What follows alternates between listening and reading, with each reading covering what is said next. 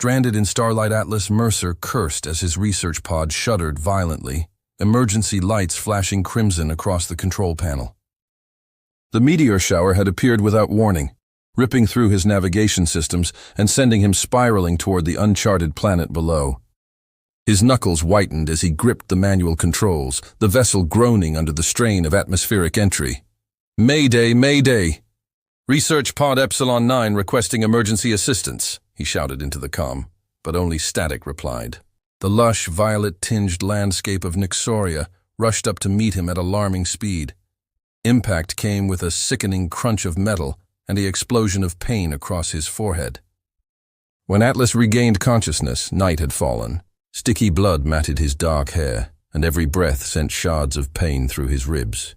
The pod's systems were dead, the backup generator offering only enough power to release the hatch. Stumbling into the alien night, Atlas was momentarily stunned by the beauty surrounding him. Bioluminescent flora cast an ethereal blue glow across the landscape, pulsing softly like heartbeats in the darkness. As a botanical researcher for the Interstellar Science Division, he would have been fascinated under any other circumstances. Now, however, survival took precedence over scientific curiosity. "Hello?" he called out weakly, his voice swallowed by the vast silence. "Anyone there?" The forest seemed to breathe around him, strange chittering sounds and distant calls creating an alien symphony. Atlas fumbled for his emergency pack, relieved to find his medical scanner and portable water purifier intact. According to his readings, the atmosphere was breathable, though slightly higher in oxygen than Earth standard. Small mercies. As dizziness threatened to overwhelm him again, Atlas caught sight of a soft lavender glow between the trees, distinct from the blue luminescence of the forest. Clutching his side, he limped toward it, desperate for any sign of intelligence or shelter.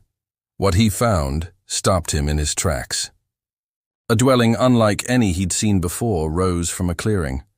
Walls that seemed grown rather than built, composed of translucent crystal that pulsed with inner light. Curved archways and spiraling structures defied Earth architecture, suggesting an organic development that merged perfectly with the surrounding environment. As Atlas approached, a figure emerged from within. His breath caught in his throat. She stood slightly taller than him, her skin a soft purple hue that seemed to shimmer in the light. Delicate patterns traced her exposed arms and face, glowing faintly beneath her skin. But it was her eyes that transfixed Atlas, large, luminous, and a deep violet so rich it seemed to contain galaxies. They widened at the sight of him, surprise evident despite her alien features.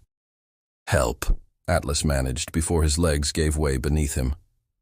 To his shock, she moved with incredible speed, catching him before he hit the ground. Her touch sent an unexpected warmth through his skin, like gentle electricity. Up close, her features became clearer, humanoid, yet distinctly alien, with high cheekbones and a delicate jaw, crowned by tendrils of what appeared to be hair but moved slightly of its own accord.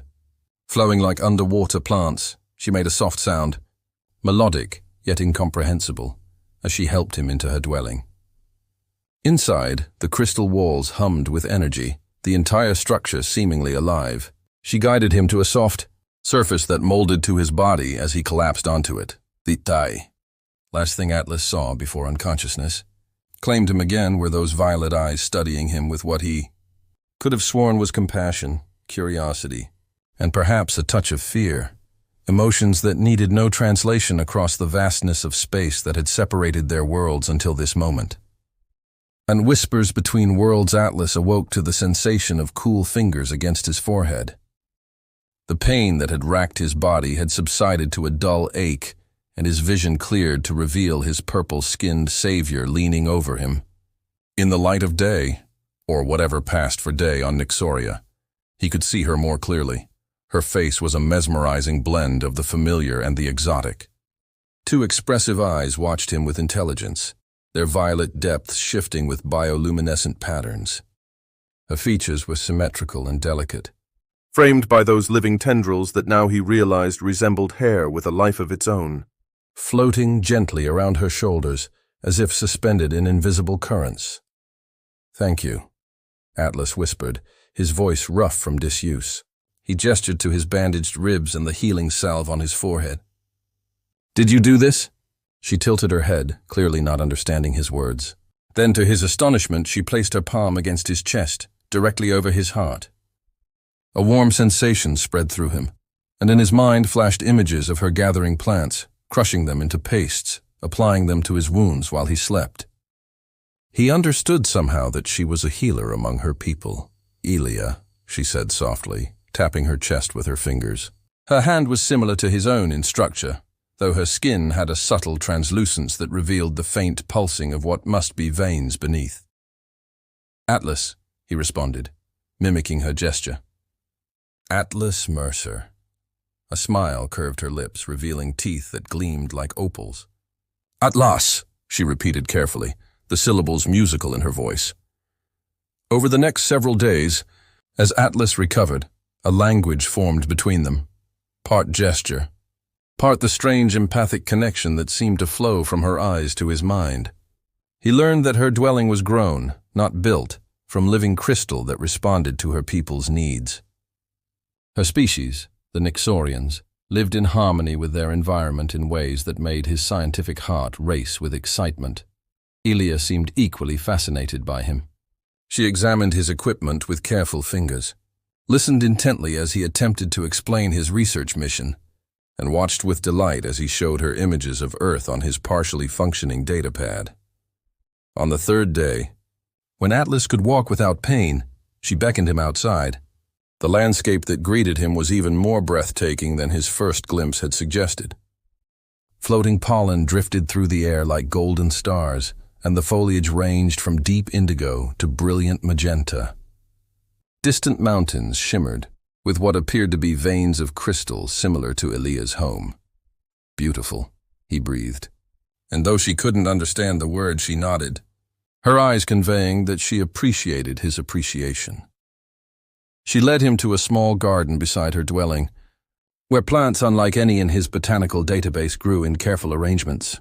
With graceful movements, she demonstrated how she cultivated them, which ones were medicine, which provided sustenance. Atlas took careful notes, his scientific mind temporarily overriding his awareness of how her proximity affected his pulse rate. That evening, as they shared a meal of sweet phosphorescent fruits and something similar to bread, but with a subtle spice he couldn't identify, Elia's gaze caught his and held it. The sensation was immediate, a flood of emotions and images that weren't his own. Loneliness, curiosity, a sense of being different even among her own kind. The feeling of finding someone who might understand. Atlas felt his chest tighten. Without thinking, he reached across the space between them and took her hand. Her fingers intertwined with his, warm and surprisingly familiar despite their alien nature. "I understand," he said quietly, knowing she wouldn't comprehend the words, but hoping she could feel the sentiment behind them.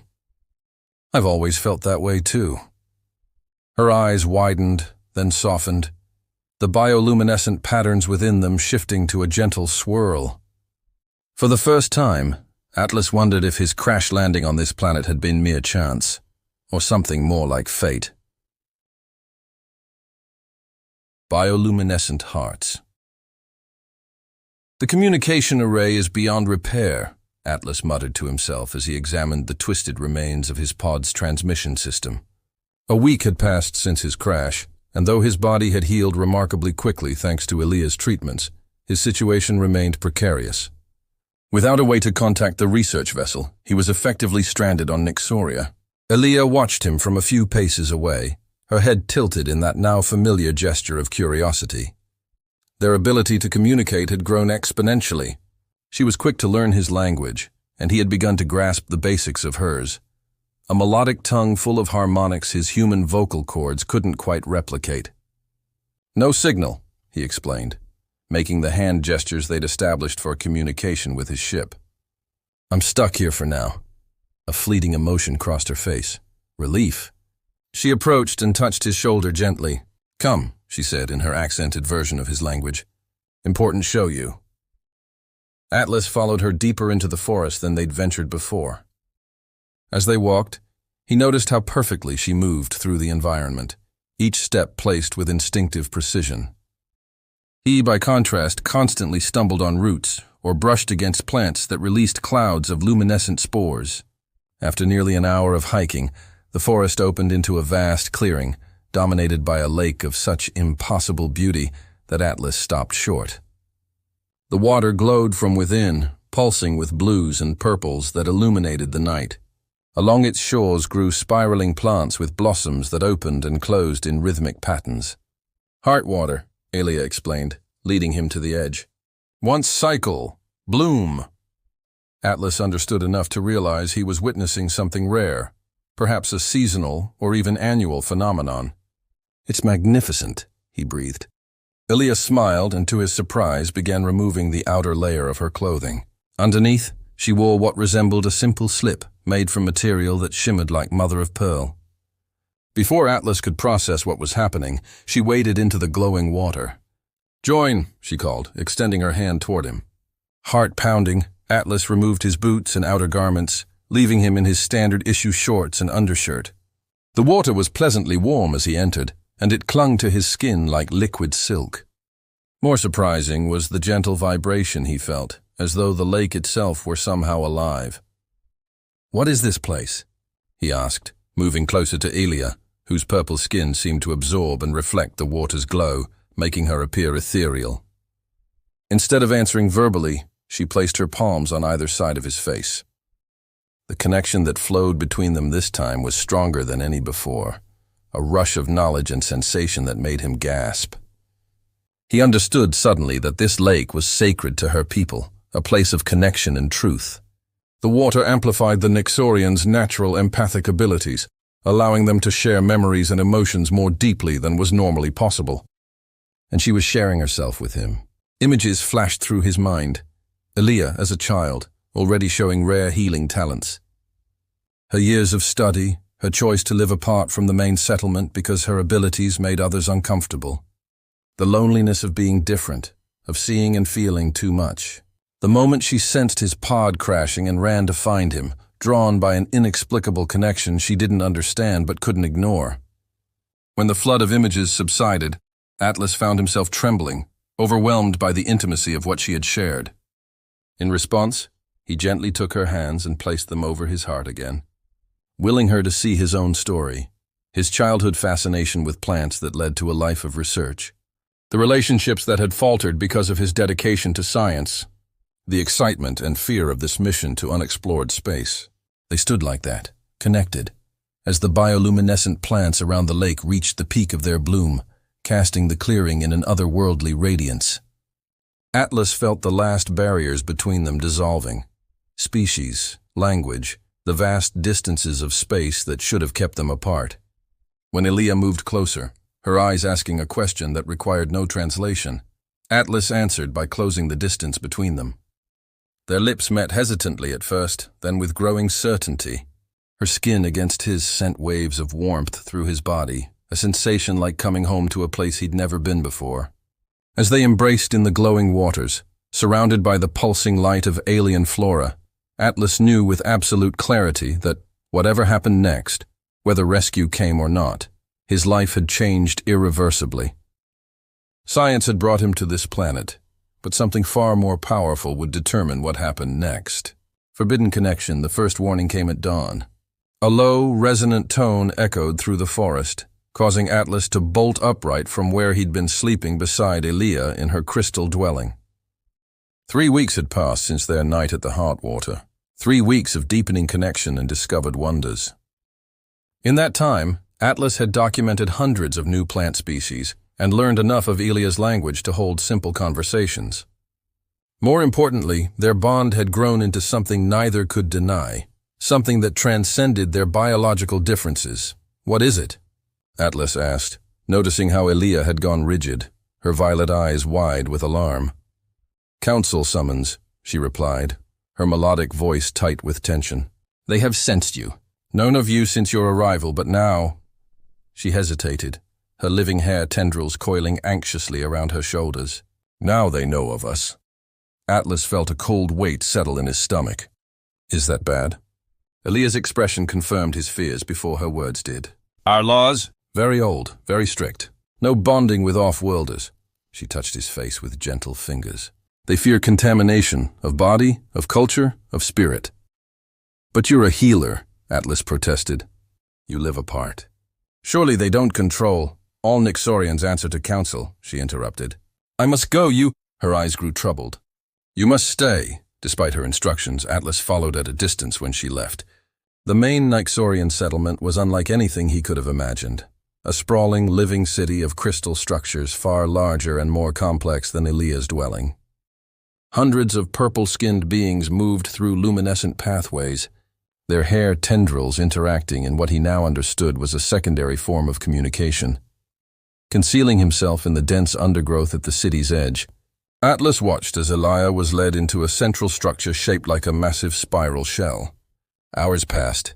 The alien sun rose higher, bathing the crystal city in fractured rainbow light.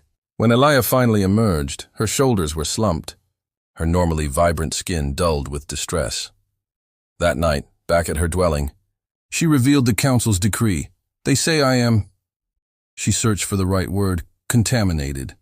By you, by human emotions that cloud true Nyxorian perception. Her voice trembled. They have stripped my healer status, given me choice, renounce connection with you and undergo purification ritual, or face exile from all Nyxorian communities. Atlas felt sick with guilt and anger. This is my fault. If I hadn't crashed here... No. Elia's eyes flashed with sudden intensity, the bioluminescent patterns within them swirling rapidly. Council is wrong. What we have... She pressed her palm to his chest in their now familiar gesture, is rare, precious, even among my own kind. Before Atlas could respond, a different tone cut through the night, a mechanical sound utterly foreign to Nyxoria's organic symphony.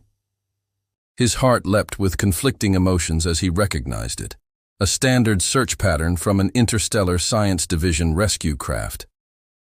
They found me, he whispered. The tracking beacon in his emergency pack, which he'd assumed damaged beyond repair, must have been transmitting after all. Relief warred with a new, crushing realization. They'll expect me to leave with them. Elia's expression shattered, though she quickly attempted to compose herself. Of course. Your world, your research, your life. Atlas took her hands, marveling again at how right they felt in his own despite their subtle differences. These past weeks have been more meaningful than all my years of research.